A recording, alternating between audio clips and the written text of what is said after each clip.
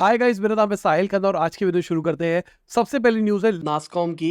तो उन्होंने भाई डिसअपॉइंटमेंट दिखाई है। कर्नाटका गवर्नमेंट ने जो नया बिल निकाला है जहां पर मैंडेटरी रिजर्वेशन दी गई है लोकल्स के लिए प्राइवेट जॉब के अंदर, और उन्होंने इस बात को क्रिटिसाइज किया है। उन्होंने बोला है बहुत सारी कंपनियां माइग्रेट करती हुई दिखाई देगी। लास्ट न्यूज़ के अंदर जब हमने इस बात को कवर किया था तो भाई न्यूज़ में लोग लड़ रहे थे। मैंने एक स्टेटमेंट बोल दी थी जहाँ पे मैंने बोला था कि भाई बैंगलोर बैंगलोर के लोगों की वजह से नहीं बना। जो बैंगलोर बना है वहाँ पर सारी कंपनियां आके बसी है और वहाँ पे डाइवर्सिफाइड हुआ है, जहाँ पे अलग अलग जगहों के लोग आके जुड़े हैं। उस चक्कर में लोग लड़ रहे थे। जो बाहर वाले लोग थे वो कह रहे थे कि नहीं भाई ऐसा ही है, ऐसा ऐसा होना चाहिए। जो वहाँ के लोकल लोग थे वो लड़ रहे थे। सिंपल सी बात, आप लड़ो या कुछ भी करो, बिजनेस पॉइंट ऑफ व्यू से ये चीज़ गलत है, ऐसा नहीं होना चाहिए था। और अगर अब ये हो रहा है तो जब कंपनीज माइग्रेट कर जाएगी तो आपको दिखाई देगा कि वहाँ की जीडीपी पे कितना बड़ा इम्पैक्ट पड़ेगा। नास्कॉम ने भी इस बात को एड्रेस किया है। जो टेक सेक्टर है कर्नाटका का, वो 25% जीडीपी कंट्रीब्यूटर है। अगर स्टार्टअप्स चली जाएगी, टेक सेक्टर वहां से चला जाएगा, दिस मीन्स कितना बड़ा पोर्शन चला जाएगा जीडीपी का। तो यहाँ कोई लड़ने वाली बात नहीं है, यहाँ एक लॉजिकल बात है कि जिसकी वजह से इम्पैक्ट पड़ता है। अगर हम लड़ने की बात करके चले तो भाई बहुत बड़ा बवाल चल रहा है। गूगल ने इंडिया के अंदर अपने एपीआई के प्राइसेस घटा दिए हैं, 70% घटाया है इंडियन डेवलपर्स के लिए। यहाँ पे हम बात करके चल रहे हैं, जो पहले रेट था $5 1000 रिक्वेस्ट के लिए, उसको $1.5 1000 रिक्वेस्ट के लिए कर दिया है। बहुत ड्रास्टिक डिस्काउंट आया है। इसके चक्कर में मैप माई इंडिया के शेयर घटते हुए दिखाई दिए, क्योंकि उनका भी पोर्शन यहाँ पे जाता हो दिखाई देगा। कॉम्पिटिटिव प्राइसिंग जितनी बढ़ेगी बिजनेस लूज होगा। अब इसके ऊपर जो भावेश अग्रवाल है, ओला के फाउंडर, उन्होंने बोला है कि भाई ये फेक जनरोसिटी दिखाने की कोई जरूरत नहीं है। आप जो कर रहे हो ना, ये सिर्फ शोशाबाजी है। ओला ने बेसिकली अपना खुद का मैप डेवलप किया। 2021 के अंदर उन्होंने जियो स्पॉक खरीदी थी, एक पुणे बेस्ड स्टार्टअप थी। उसके बाद उसके ऊपर अपना सिस्टम बिल्ड करके उन्होंने अपने खुद के सर्वर के ऊपर इसको रन किया है। और अब बहुत ज्यादा मार्केट कर रहे हैं भावेश जी इसको कि भाई हमारा मैप्स, हमारा मैप्स, हमारा मैप्स। अब जैसे ही प्राइसिंग घटी है गूगल की, ओला वालों ने भी अपनी नई प्राइसिंग निकाल दी है, जो कि और सस्ती होने वाली है गूगल से। ऑलमोस्ट 50% सस्ती बात कर रहे हैं। और अभी के लिए क्या है, नए यूजर्स के लिए तो भाई इन्होंने एक फ्री टीयर प्लान निकाल रखा है। अगर 50 लाख एपीआई कॉल्स मंथली करते हो आप, तो कोई टेंशन नहीं है, फ्री में आप यूज करो 1 साल के लिए। अगर आप 3 साल से ज्यादा का कमिटमेंट देते हो तो 2 साल के लिए यूज करो, और उसके बाद जो पैसा लगेगा वो गूगल वालों से आधा लगेगा। अभी तक 10,000 से ज्यादा डेवलपर साइन अप कर चुके हैं इनके साथ में। तो अगर आप में से कोई डेवलपर है जिसने इनका यूज किया है, मुझे बताना क्या ज़्यादा एफिशिएंट है गूगल से या फिर नहीं। क्योंकि ओला वालों को ऐसा कहना है कि सिटीज़ के अंदर बहुत सारी जगहों के अंदर हमारा मैप ज़्यादा अच्छा है। अब पता नहीं ज़्यादा अच्छा है कैसा है। अगर हम कुणाल बहल और रोहित बंसल की बात करके चले तो उन्होंने अर्बन कंपनी से एग्जिट कर लिया है अपना रिटर्न लेके। यहाँ पे हम बात कर रहे हैं 200x का। 2015 में 57 लाख रुपीस इन्वेस्ट किए थे, 120 करोड़ रुपया लेके जा रहे हैं। ये होता है स्टार्टअप इन्वेस्टमेंट का फायदा। हमने साहिल खन्ना वाले चैनल के ऊपर एक वीडियो डाली थी जहाँ पे पूरा पूरा कंसेप्ट समझाया था कि इन्वेस्टर्स कैसे इन्वेस्ट करते हैं, कैसे इन्वेस्ट किया जाता है। उसको देखना, पूरी लंबी वर्कशॉप थी। आपको बहुत सारी टेक्निकल चीज़ें सीखने को मिलेगी। और अगर आपके पास अच्छा खासा पैसा है, आप एंजल इन्वेस्टमेंट करना चाहते हो, तो हमने उसके ऊपर भी एक वीडियो बनाई थी जहाँ पर हमने एक माइक्रो वीसी को लेके आए थे। उन्होंने एंजल इन्वेस्टमेंट की बहुत सारी कहानी बताई थी। तो उसको देखना, मजा आएगा, सीखने में बहुत कुछ मिलेगा। दोनों लिंक्स मैंने आई बटन में और डिस्क्रिप्शन में दे दी है। अगर हम लेंसकार्ट की बात करके चले तो $20 मिलियन उन्होंने अपने खुद के फाउंडर से रेस किया है। ये पिछले 7 महीने के अंदर दूसरी बार देखने को मिल रहा है। पहले भी इन्होंने 30 करोड़ के आसपास रेस करे थे, अब 70 करोड़ के आसपास रेस कर दिए। और मजे की बात समझने की कोशिश करो, पिछले 18 महीने के अंदर, जिसको हम फंडिंग विंटर वाला सीन कह रहे हैं, ये कंपनी $1 बिलियन से ऊपर रेस कर चुकी है एक्सटर्नल इन्वेस्टर से। और इसका बहुत बड़ा रीजन है मेरे हिसाब से शार्क टैंक से जो पीयूष जी को ब्रांडिंग मिली है ना, वो नेक्स्ट लेवल है। अगर अब ओएनडीसी की बात करके चले तो उन्होंने 3% स्विगी और जोमेटो का जो मार्केट शेयर है उसको कैप्चर किया है। अगर हम फूड ऑर्डर वॉल्यूम की बात करके चले, निग्लिजिबल नंबर दिखाई देता है, बट नंबर कुछ तो है। अगर मैं खबरों की मान के चलूं तो स्विगी जोमेटो अपनी प्लेटफॉर्म फीस को और बढ़ा सकता है, जहां पर वो 15 रुपए तक लेके जाएगा। 15 रुपए की वजह से क्या यूजर्स कहीं और जाना पसंद करेंगे? क्या वो ओएनडीसी की तरफ जाएंगे? अब कई लोग कहेंगे भाई उनको टैक्स सही नहीं है, ये नहीं है, वो नहीं है। हमने ये बीएसएनएल के साथ में देखा है। अभी रिसेंटली जो बड़े प्लेयर्स है, जैसे जैसे कि हम एयरटेल, जियो या वोडाफोन आइडिया की बात करके चले, सबने अपने प्राइसेस बढ़ाए हैं। इसके चक्कर में लोगों ने पोर्ट कर लिया भाई बीएसएनएल के ऊपर। मतलब ये एक और प्रूफ है कि इंडिया एक बहुत ही ज़्यादा प्राइस सेंसिटिव मार्केट है, जहाँ पर लोग ब्रांड लॉयल नहीं है, जहाँ पे सस्ता मिलता है वो वहाँ स्विच करना पसंद करते हैं। अभी BSNL 4G infrastructure roll out कर रहा है, 5G तो है ही नहीं, तो लोगों को टेक वेक का इतना लेना देना नहीं है, प्राइस बचना चाहिए उनके लिए, वो भी इंपॉर्टेंट रोल प्ले करता है। अगर हम गूगल और माइक्रोसॉफ्ट की बात करके चले तो वो एक लूप होल को एक्सप्लॉइट कर रहे हैं। बेसिकली यूएस गवर्नमेंट ने चाइनीज कंपनीज के ऊपर रिस्ट्रिक्शन लगाई है कि वो यूएस के प्रोडक्ट्स को इंपोर्ट नहीं कर सकते, यूज नहीं कर सकते। तो बेसिकली गूगल और माइक्रोसॉफ्ट का जो क्लाउड डिवीजन है वो चाइनीज कंपनीज को एक्सेस दे रहा है एनवीडिया एआई चिप्स का।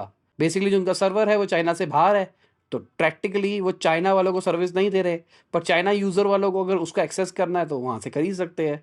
तो इनडायरेक्टली सबका साथ सबका विकास हो रहा है। अगर हम माइक्रोसॉफ्ट की बात करके चले तो उन्होंने अपना डिजाइनर, जो माइक्रोसॉफ्ट डिजाइनर है, कैनवा का ऑल्टरनेटिव है, उसको आईओएस और एंड्रॉइड के अंदर भी निकाल दिया है और ये फ्री है। एआई के बहुत सारे फीचर्स मिलते हैं। लेट्स सी ये कहानी कहाँ जाती है, बट मुझे लगता है कैनवा अभी भी अच्छा है। हाँ, अभी जो लेटेस्ट यूआई अपडेट आया है उसकी वजह से थोड़ा सा कॉम्प्लेक्स सा लग रहा है, बट मुझे लगता है कि कुछ सोच समझ के बनाया होगा। मेरे जैसे लोग जो कैनवा को बहुत ज़्यादा यूज़ करते थे उनको भी अजीब सा लग रहा है कि भाई क्या हो गया है, बट मुझे लगता है over the period of time आदत हो जाएगी। अगर आप कैनवा यूज़ करते हो नीचे कमेंट में बताना आपका हाथ किस लेवल पे साफ था और ये नया यूआई आपको कैसा लगा है। बाकी अगर माइक्रोसॉफ्ट की बात करके चले तो भाई सुबह से बवाल हो रखा था माइक्रोसॉफ्ट के सर्वर के आउटरीच का, जिसकी वजह से ग्लोबल बिजनेसेस को नुकसान हुआ है। इनका सर्वर दिक्कत दे रहा था, बहुत सारी पीओएस मशीनें काम नहीं कर रही थी। अगर हम बात करके चले, ब्रॉडकास्टर्स हो गए, सुपरमार्केट्स हो गई, टेलीकम्युनिकेशन कंपनीज हो गई, बैंक्स हो गए, एयरलाइंस हो गई, यहाँ सब जगह दिक्कतें आ रही थी। जो भी एश्योर के सर्वर के ऊपर काम कर रहा था सबको दिक्कतें आई है। माइक्रोसॉफ्ट ने इसको एड्रेस कर लिया है। उनका ऐसा कहना है कि भाई एक छोटा सा कॉन्फ़िगरेशन चेंज हुआ था जो बैकएंड से हुआ था वर्कलोड को लेके, जिसके चक्कर में सब कुछ हुआ है, पर बहुत बड़ी चीज़ है। लंदन स्टॉक एक्सचेंज की बात करके चले, जो उनका वर्कस्पेस न्यूज़ है और डेटा प्लेटफॉर्म है, उसको भी नुकसान हुआ इसकी वजह से। अगर मैं टीएसएमसी की बात करके चलूँ तो Q2 का जो उनका प्रॉफिट है वो 36% बढ़ता हुआ दिखाई दिया है। एआई चिप्स दबा के बना रहे हैं, एआई चिप्स की डिमांड है तो भाई काम तो चलेगा ही। अगर एआई की बात करके चले तो एप्पल, एनवीडिया, एंट्रोपिक ने बड़े बड़े यूट्यूबर्स की वीडियोस का यूज़ किया है उनको बिना बताए अपना मॉडल ट्रेन करने के लिए। अब गूगल वालों का कहना है कि भाई ये गलत बात है, आपने सही तरीके से यूज़ नहीं किया है। अब एप्पल वालों का कहना है भाई नहीं, हमने ऐसा नहीं किया है, ऐसा नहीं हुआ, हमने वो छोटा सा ट्रेनिंग किया था पर हमारा पूरा मॉडल उसके ऊपर ट्रेन नहीं हुआ है। ओपन एआई वाले भी ऐसा ही कहते थे, बट कहीं ना कहीं कंटेंट से पता लग जाता है कि कहाँ से वो निकल के आ रहा है। सिंपल सी बात, एआई मान के चलो एक छोटा बच्चा है जिसको कुछ भी सिखाया जा सकता है। अब वो सिखा रहे हैं यूट्यूब वीडियो से। अब मैं कह रहा हूं कि कर्नाटका के अंदर ये जो रिजर्वेशन है गलत है। आपके हिसाब से सही हो सकता है, किसी के हिसाब से कुछ और हो सकता है, तो सबके ओपिनियन है। अगर मेरे मॉडल के ऊपर ट्रेन किया, अगर मेरी जो भी ओपिनियंस है उसके ऊपर मॉडल को ट्रेन किया, तो उस मॉडल का ओपिनियन मेरे जैसा हो जाएगा। अब मेन बात यह है, अगर आप यूट्यूब वीडियो से ट्रेन कर रहे हो तो बहुत सारा गलत डेटा भी जाएगा, क्योंकि यूट्यूब पे आपको कॉन्स्पिरेसी थ्योरीज भी मिलती है, आपको रेशियल डिस्क्रिमिनेशन भी मिलता है, जेंडर इनइक्वालिटी भी देखने को मिलती है। सारी चीज़ें कहीं ना कहीं मॉडल में दिखाई देगी। अब मॉडल की ही बात करके चले तो ओपन एआई ने अपना GPT-4o का मिनी वर्जन निकाल दिया है। आपके लिए नहीं है, अगर जो फ्रंट एंड यूज़ कर रहे हैं, पर बैक एंड डेवलपर के लिए है। जन्नत चीज़ है भाई। अगर आप डेवलपर हो या बिजनेस ओनर हो जो कि एपीआई के ऊपर काम कर रहे हैं चैट जीपीटी की, ऑलमोस्ट 60% से ज़्यादा सस्ता हो गया है। यहाँ पे हम बात कर रहे हैं GPT 3.5 टर्बो से भी सस्ता हो गया है। और ये जो मिनी मॉडल है इसमें आपको सारी चीज़ें देखने को मिल रही है। टेक्स्ट तो मिल ही रहा है, इमेजेस भी मिल रही है, वीडियो भी मिल रही है, कल को वॉइस भी आएगा, सब कुछ मिलेगा इसी के अंदर ही। तो आपको अपने इंफ्रास्ट्रक्चर को रिवैम्प नहीं करना पड़ेगा हर एक अपडेट के साथ में। सस्ता और बढ़िया ऑप्शन है। अब इनका कहना है लामा 3 के आसपास है ये मॉडल, बट बहुत ज़्यादा फास्ट है, बहुत ज़्यादा एफिशिएंट है और सस्ता भी है। अब जिस तरीके से ओपन एआई की डिमांड बढ़ती हुई दिखाई दे रही है, वो अपनी खुद की एआई चिप बना रहा है।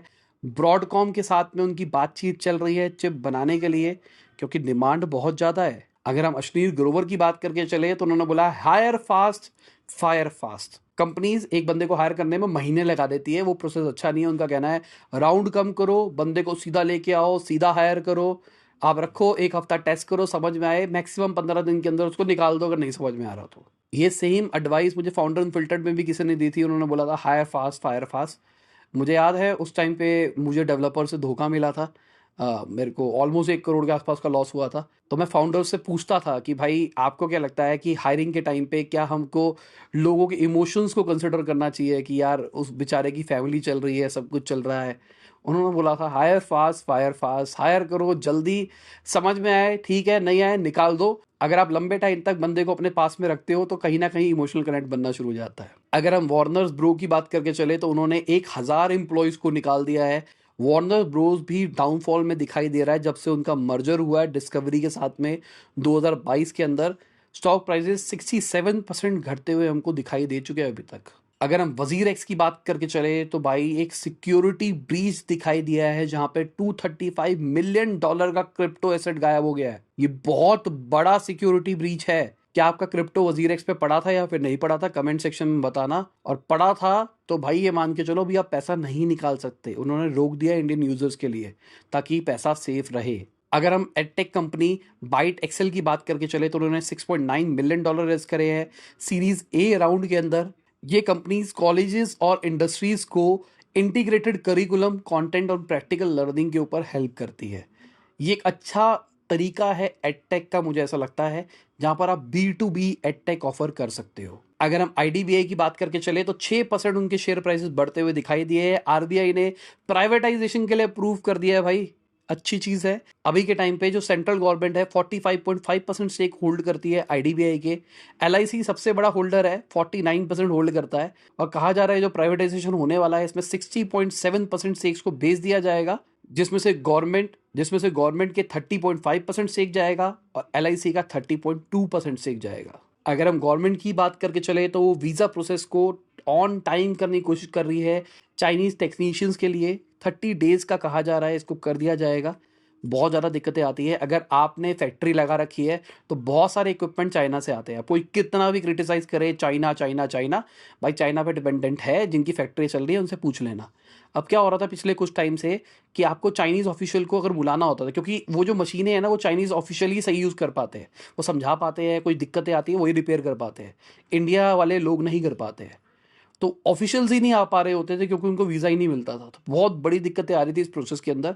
अब गवर्नमेंट शायद इसको एड्रेस कर रही है। अगर हम स्पेस एक्स की बात करके चले तो भाई वो नासा के इंटरनेशनल स्पेस स्टेशन को रिप्लेस करने वाला है। 2030 के अंदर डीकमीशन हो जाएगा इंटरनेशनल स्पेस स्टेशन। उसके बाद में ड्रैगन स्पेसक्राफ्ट रिप्लेस करेगा इंटरनेशनल स्पेस स्टेशन को। नासा ने स्पेसएक्स को $843 मिलियन दिए है डीकमीशनिंग के लिए। एक बड़ी चीज़ है अगर देखा जाए तो जो नया स्पेसक्राफ्ट लगाया जा रहा है वो बहुत ज़्यादा पावरफुल है पहले के कंपैरिजन में अगर देखा जाए तो। अगली खबर फास्टैग की है। तो भाई अगर आपने फास्टैग नहीं लगाया गाड़ी में तो फास्टैग लगा दो, टोल चार्जेस डबल हो जाएंगे आपके लिए। एनएचएआई ने कंप्लीटली ये बोल दिया है। तो आपने लगाया या फिर नहीं लगाया, नीचे कमेंट सेक्शन में जरूर बताना। अगर हम पेटीएम की बात करके चले तो उन्होंने 839 करोड़ रुपीस लूज किए हैं Q1 के अंदर। उनका रेवेन्यू 36% घटता हुआ दिखाई दिया है। ये नंबर्स अच्छे नहीं दिखाई दे रहे हैं पेटीएम के लिए अगर देखा जाए तो। पीछे खबरें निकल के आ रही थी पेटीएम रिवाइव कर रहा है, पर ये नंबर्स उतने अच्छे नहीं दिखाई दे रहे हैं। क्वार्टरली लॉस बढ़ता हुआ दिखाई दे रहा है। मार्केटिंग प्रमोशनल एक्सपेंसेस की बात करके चले तो 72% बढ़ते हुए दिखाई दिए है। अब पॉजिटिव साइड आप ये कह सकते हो कि जो उनके साउंड बॉक्स डिवाइसेस है वो $10.7 मिलियन पे पहुंच गए, वो बढ़ते हुए दिखाई दिए। अगली बार नेटफ्लिक्स की है। तो इंडिया सेकंड लार्जेस्ट मार्केट बन गया है सब्सक्राइबर्स ग्रोथ की बात करके चले Q2 के अंदर नेटफ्लिक्स की। आपके पास नेटफ्लिक्स है या फिर नहीं है, नीचे कमेंट सेक्शन में जरूर बताना। मेरे पास है। मुझे लगता है कि सब्सक्रिप्शन लेने से मेरा टाइम बच जाता है, वरना पहले भी ऑल्टरनेटिव्स तो थे, आज भी ऑल्टरनेटिव्स है। मुझे ऑल्टरनेटिव्स की प्रॉब्लम नहीं है ढूंढने में, बट मुझे लगता है वो जो एल्गो मेरा टाइम बचा देती है ना ढूंढने के लिए मुझे क्या देखना है, वो एक अच्छी चीज़ लगती है मुझे। अगर हम अडानी ग्रुप की बात करके चले तो वो गुजरात टाइटंस को एक्वायर कर सकती है $1.5 बिलियन की वैल्यूएशन के ऊपर। बहुत बड़ी खबर है भाई। अब अडानी वर्सेस अंबानी होता हुआ दिखाई देगा। मुंबई इंडियंस अंबानी की है अडानी की। अब देखते हैं कौन ले पाता है कौन नहीं ले पाता, क्योंकि टॉरेंट ग्रुप भी इसको लेने के पीछे बहुत टाइम से पड़ा हुआ है।